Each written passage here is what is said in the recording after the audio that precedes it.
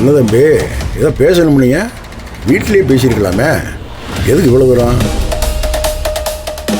இல்லை சார், வீட்டில் மற்றவங்களாம் இருக்காங்க. என்னால் சில விஷயங்கள் ஓப்பனாக உடச்சி பேச முடியல சார். சார், உங்களை கூப்பிட்டு வந்ததில் ஏதாவது சிரமமா? இதில் என்ன தம்பி சிரமம்? எவ்வளவோ நீங்கள் உதவி பண்ணியிருக்கீங்க, உங்கள் விருப்பம் தான் தம்பி.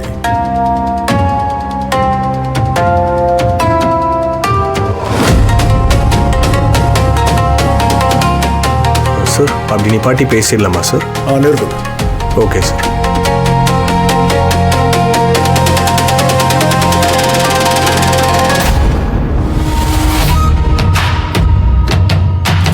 உங்களுக்கு ஓகே தானே சார் இந்த இடம்? Okay okay.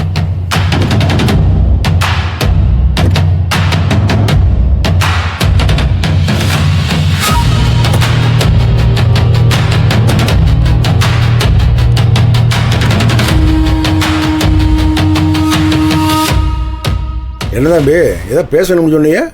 சார், நம்ம ஏன் தயங்குறீங்க சொல்லுங்க. சார், நான் உங்களுக்கு வீட்டில் உதவி பண்ணுறதுக்கான காரணம் நான் உங்களுக்கு ஆல்ரெடி சொல்லியிருக்கேன். சின்ன வயசில் நீங்கள் எனக்கு பண்ண உதவிக்கு இவ்வளோ பெரிய கைமாறான்னு உங்கள் வீட்டில் இருக்கிற எல்லாருக்குமே ஒரு எண்ணம் இருக்குது சார். அது உங்கள் வீட்டில் இருக்கிறது ஓகே, ஏன்னா உங்கள் யாருக்கும் எனக்கு தெரியாது.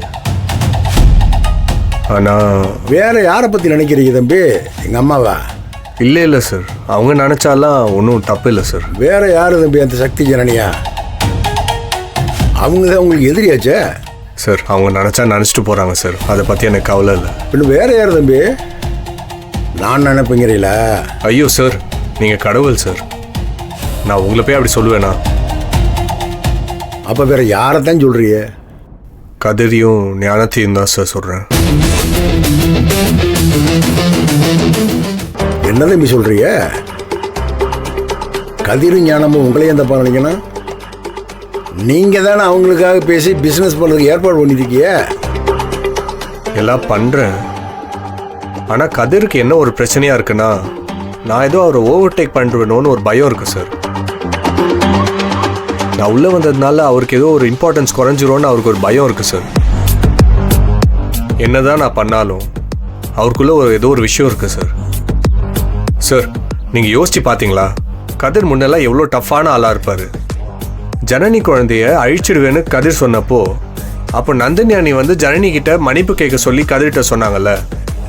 யார் சொன்னாலும் கேட்க மாட்டேன், என் அம்மா சொன்னாலும் கேட்க மாட்டேன், ஏன் என் அண்ணனே சொன்னாலும் கேட்க மாட்டேன் அப்படின்னு சொன்னவர் பொண்டாட்டி சொன்ன உடனே கேட்டார்ல சார். அப்போ உங்களையே அந்த இடத்துல தள்ளி வச்சிட்டார்ல சார். அவருக்காக நீங்க தான் பணம் கொடுத்து பிஸ்னஸ் ஆரம்பிச்சு வைக்க போறீங்க. இப்படி இருக்கும்போது என்ன எப்படி சார் அவர் தொடர்ந்து நம்புவாரு?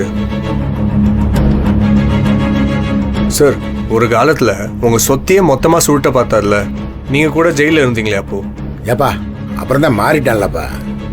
சார், அப்படி மாறினவர் திருப்பி இப்படி மாற மாட்டார்னு என்ன சார் நிச்சயம்? இப்போ என்னதான்ப்பா சொல்ல வர்றீங்க?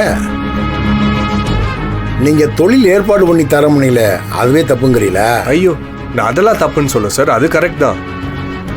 ஆனால் அவங்கள எப்போவுமே நீங்கள் கொஞ்சம் ஆதரித்து வச்சுருக்கணும் சார். அவங்களுக்குள்ள ஒரு மாதிரி காம்ப்ளெக்ஸ் இருக்கு. அண்ணன் சம்பாரிச்சு வச்ச சொத்து, அதே நேரத்தில் தனக்குன்னு வாழ்க்கையில் ஒன்றுமே இல்லைங்கிற ஒரு பயம் இருக்கு சார். இதெல்லாம் சேர்த்து தான் அவங்களுக்கு ஒரு தாழ்வு மனப்பான்மை ஒன்று இருக்கு சார் அவங்களுக்குள்ள. இதுக்கு ஒரு புடி வேணும் சார், அது உங்ககிட்ட இருக்கணும். அதை நீங்கள் எப்படி எடுத்துகிட்டு வருவீங்கன்னுலாம் எனக்கு தெரியல. அது உங்கள் கையிலையோ இல்லை உங்களுக்கு நம்பிக்கையான ஒரு ஆள் கையிலையோ இருந்துச்சுன்னா நல்லாயிருக்கும் சார். கொஞ்சம் யோசிச்சு பாருங்க சார்.